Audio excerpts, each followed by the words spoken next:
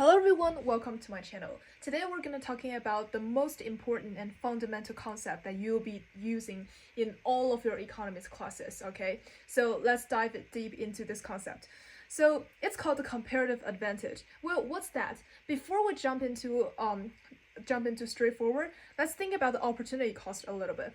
So what is opportunity cost? Well, you have to know that if you want to buy something, you have to give up something, right? You want to do something that you definitely have to give up something. Like there's definitely a cost for that, and there's no like free lunch in this world, right? So then after we know this knowledge, then the comparative advantage will be more easier because basically it's measuring the opportunity cost for the two producers basically. Okay. So then there's actually two models for this that I want you to master it. One is called the output model and one is the input model. And so the output model, personally, I think it's easier than the input model. So let's do the output model really quick. Oh, and also the comparative advantage, you might be wondering about, oh, where should we use it? Like where should we use it in our real life besides the like a economics class? Well, basically it's using when we want to trading with another countries, because if another country have less cost to produce one things than us, then why don't we just like trade with them, and we can have more amount of times and more amount of like monies that we can produce the things that we are being good at, and which means that they're not being good at so much, so then we can trade it to each other again. So basically that the whole aim for the comparative advantage and the trading is we want to maximize our product and our profits from the trading. So we have to figure out the comparative advantage in order for us to do this. So then let's look at the output model first. Let me just give you an example really quick. So assume Ted and Nancy are only two persons that produce these things, and we've been looking at. And also, one last thing before we start the class. So like in the whole world, in the real world, there's definitely not only two producers to produce one thing, like to produce two things, and there's definitely not two countries to produce two things. I mean, most of the questions that you'll be asked in your tests and quizzes will be, okay, assume that only two countries, for example, America and Mexico, are producing shoes and computers, so then they want to trade. Well, you will know that that's just an assumption, okay? There's no countries in this world only produce two things and only trading to each other like for two things. But in order for us to understand the concept and the topic in the economics class, we just assume that two producers and producing two goods, okay, just for simplicity. Okay, so let's go into the meat. So this is the tons produced per hour. And whenever you see, like they already said that this is the amount of resources, like the resources are fixed, then you will figure out, oh, that must be an output question. Because if it's in the input question, which we'll look at later, the resources are like flexible, right? It's not fixed. But for the output question, it's definitely fixed. So then this is like the produced per hour. So for example, they're produced fish and the cheese. So Ted can produce 60 fish per hour and 25 cheese per hour. And Nancy can produce 45 fish for an hour and 40 cheese for an hour. Okay, so after we know this, after we get this table, let's draw the opportunity cost, the tables for each. Okay, so I'll just use OPE for opportunity cost abbreviation, and this is the fish, and this is the cheese. So opportunity cost, remember, it's just what amount of things that you have to give up in order to get the things that you want or achieve your goals. Never mind. Okay, so what is the opportunity cost for producing one fish for Ted? Okay, so then think about this. We know that 60 fish is equal to 25 cheese, which means that the amount of resources and amount of time they can use to produce 60 fish, they can produce 25 cheese instead. Like they are using the same amount of resources, but they can produce like different products and different amount of products. So then one fish is equal to 25 divided by 60, which is equal to 5/12. Or you can just say 0.42 cheese. Okay, so then we know the opportunity cost for Ted for producing one fish is this. And then what is for Nancy instead? Well, Nancy, 45 fish is equal to 40 cheese. So one fish will be equal to 9/8, or 1.125 fish. Okay, so then the opportunity cost for Nancy to produce one cheese will be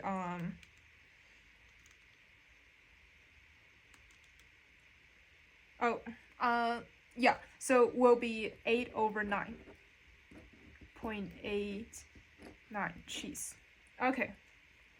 So then after we know these two numbers, let me just share you guys a trick for this. So you know, like this answers are not whole numbers and they're uglies, and so but you have to know that like these two set of numbers are actually reciprocal to these two set of numbers, right?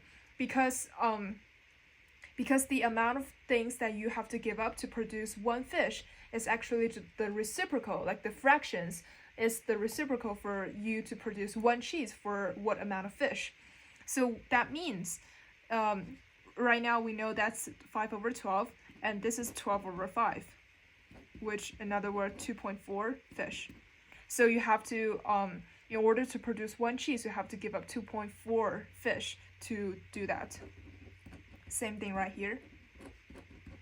Okay, so then we basically solved this problem, right? We not solve it completely, but we already built 90% of this question. And the one last thing is that we have to compare the resources cost for, or in other words, the opportunity cost for two producers, like which one has the lowest or which one has the lower opportunity cost than that one. That one producers must have an advantage in producing that one product. Okay, so first let's compare the fish. So Ted have to give up 0.42 cheese to produce one fish, and Nancy have to give up 0.89 cheese to produce one fish. Well, who has a lower opportunity cost for producing one fish? Definitely Ted, right? Because 0.42 is less than 0.89. Okay, so same thing, let's compare the cheese. Ted have to give up 2.4 fish to produce one cheese, and however Nancy only have to give up 1.125 fish to produce one cheese. Well, Nancy must have a comparative advantage in producing cheese. Okay, so also let me share a trick with you guys.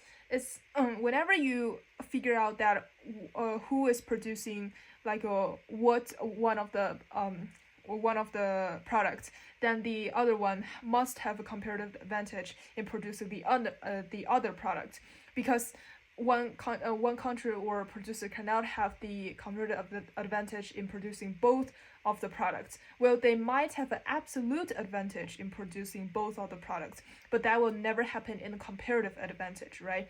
Because that's basically the whole thing for the comparative advantage. If you have the comparative advantage in producing both of the things, then what's the point that you trade with others, right? You're just gonna have to better to producing yourself. Well, the theory shows that, however, there's definitely will be a more efficient production after you trading with somebody. So that means the comparative advantage should never happen like to both of the products for one producer. Okay, so keep that in mind. That's a very important thing.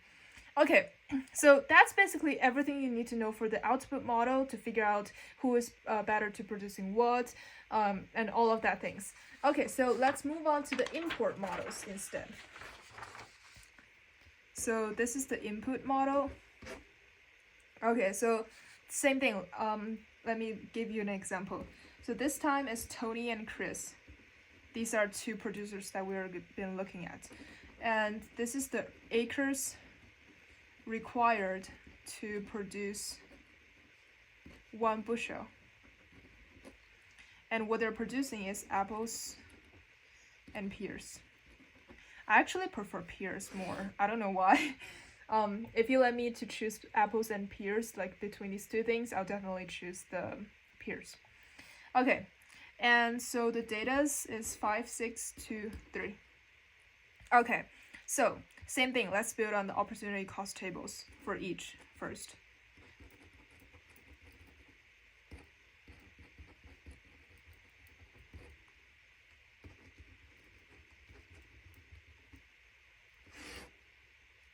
Okay, so the same thing, but however, right now it's an input model. So let's think about that a little bit. So remember I said in the beginning of the video, whenever they told you that the resources are flexible, which means that like basically they want you to figure out what is the resources cost for each of the producers to produce the same amount of goods.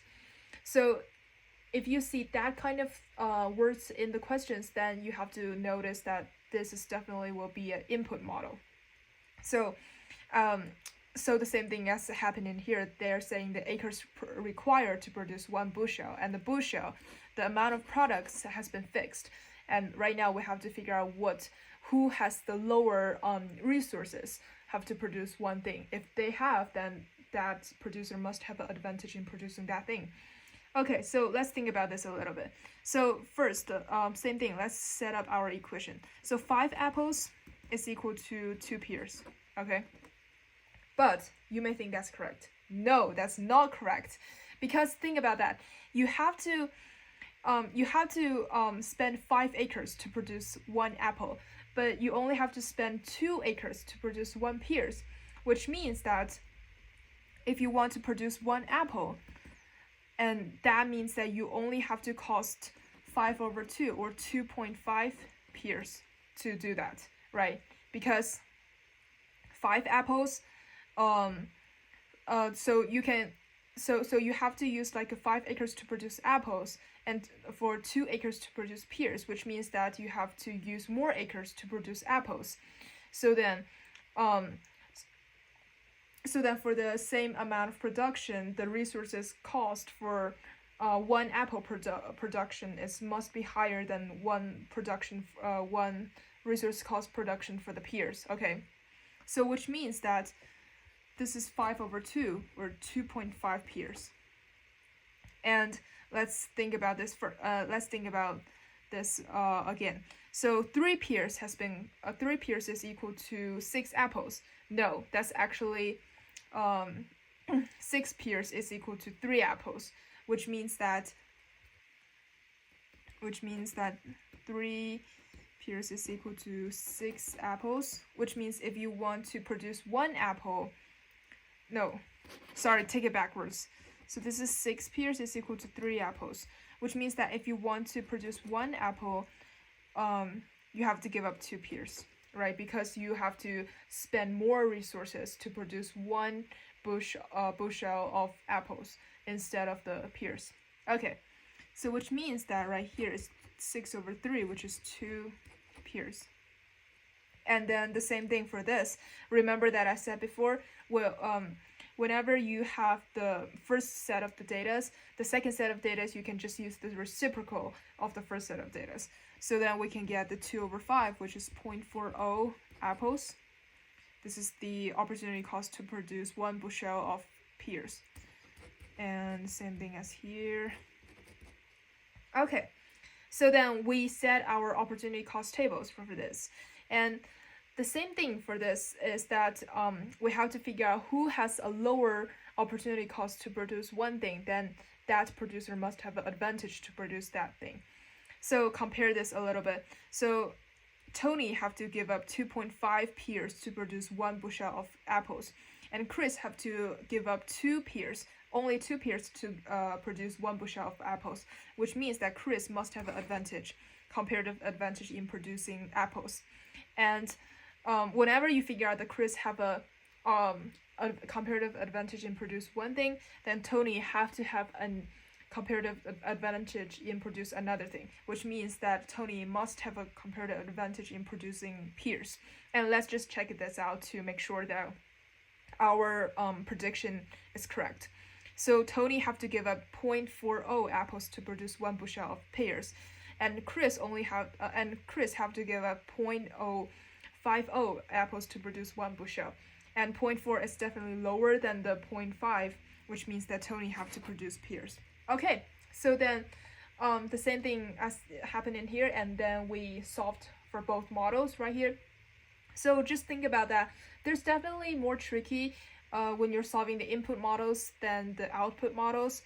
But when you're trying to figure out who has a comparative advantage in producing what things, it's basically the same thing. Like you have to looking for the lower opportunity ones, and whoever has a lower opportunity cost for producing one thing, then he must have a comparative advantage in producing that thing, which means the other producer must have a comparative advantage in producing the other thing. Okay, so basically that's everything I want to cover in this video today, and this is the comparative advantage. Remember to do a lot of practice. Practice makes perfect. And then it definitely will be helpful for your next test or next quizzes. If you like my video, please subscribe and leave some comments below. I would like to hear your thoughts, and I hope you learned something from this video today. And I'll see you next time. Hope you have a great day.